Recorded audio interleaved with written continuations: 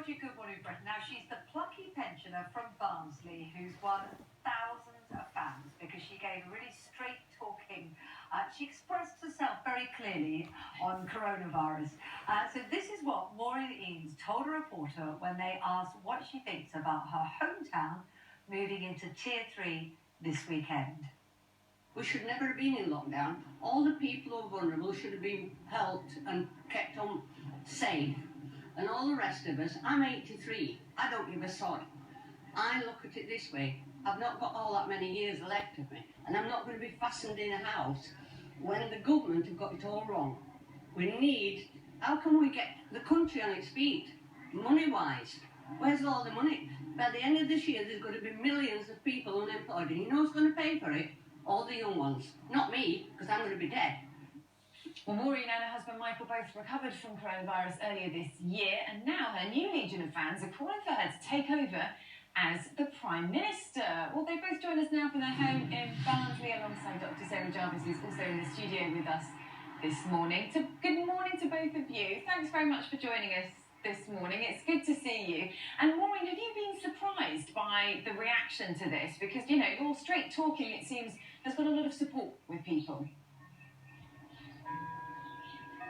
Not surprised in the least. I'm just glad that the British public are awaiting from death.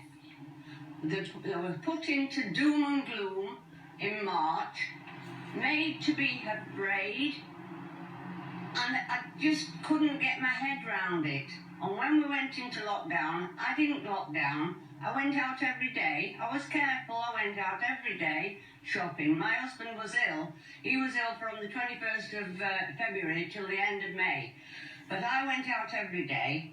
And the thing is, what I can't understand is, what we have in these lockdowns, wake-ups, lockdowns, how many of these can we afford?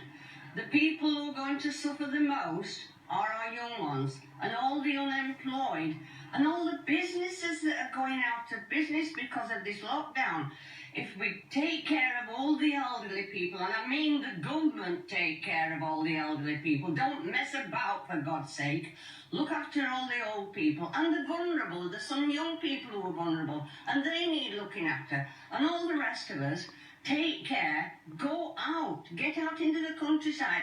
Even if you haven't got countryside, there must be a park. Go out and walk, get some fresh air, and when you go shopping, be careful, but go out. So look, Maureen, if we could bottle what you've got... Prime Minister. It's Kate here. Yeah, well, I don't know. We'll ask about that in a moment. If we could bottle what you've got, there's no doubt we'd all be better off. You've got fantastic spirit, fantastic fire, you know, and people are loving your energy and your forthrightness as well, speaking, I'm sure, what's on a lot of people's minds. But you say they need to protect vulnerable older people. A lot of people would say that you are one of those, and they would like to protect you and your husband by encouraging you to stay at home. But I know that... I don't want... Carry on, sorry. I'm not going to. I'm not going to stay at home. I'm too old. Now listen, Michael, I'm too old. I'm going to have a word with Michael. She says she's not being fastened in a house. I suspect, having married her for so long, you know that she can't be fastened in a house. Is she somebody that is hard to get under control, Michael? She obviously sets her mind on the things and that's it.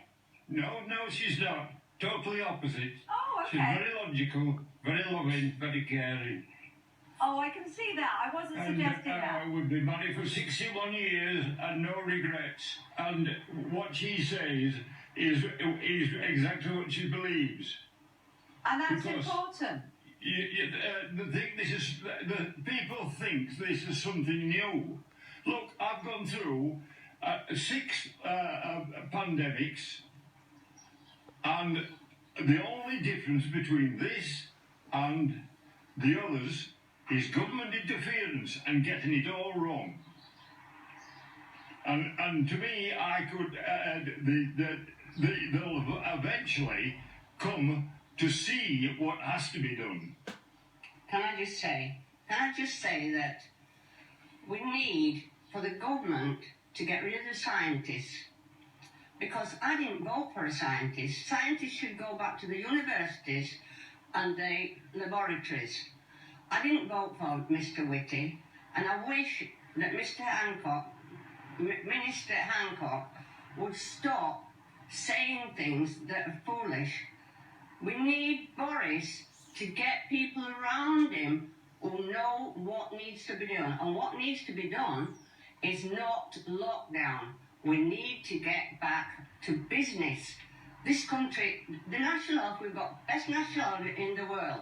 But if we don't keep the economy stable, and well, we can't afford it, can we? Well, Maureen, I think It's as simple as that. what they would say is that the scientists look at the risk, and one of the things is why we've had the restrictions in place is to protect the NHS, isn't it? So that not too many people end up in hospitals.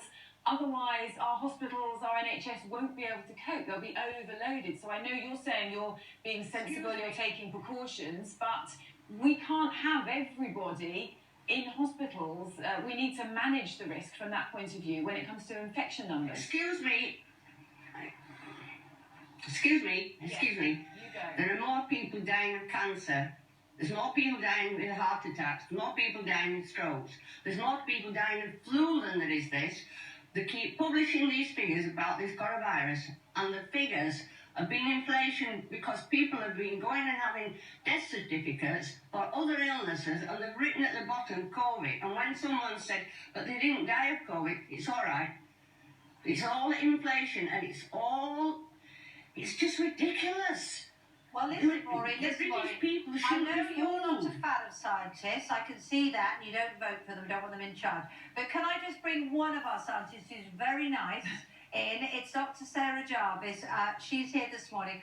What do you make of what Maureen is saying there? Because it is what a lot of people feel. I think if you haven't been, I mean, they've had coronavirus and they've come through and they're fine. So they have their own personal experience, which is very positive.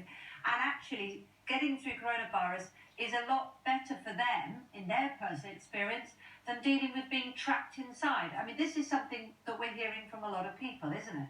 Yeah, and I've got a huge amount of sympathy for you, Maureen. I absolutely understand what happened in March with the first lockdown. We didn't know enough about this virus. I know that your husband has said he's lived through 6 pandemics. Unless you're both over 101, you've never lived through one like this, because there's never been one which has killed anything like as many as this one has. Now, in March, we didn't know enough about it. We were all really scared, but we did know that by keeping people who are really vulnerable inside, we completely eliminate any risk. What we did was we totally underestimated the impact on their mental health.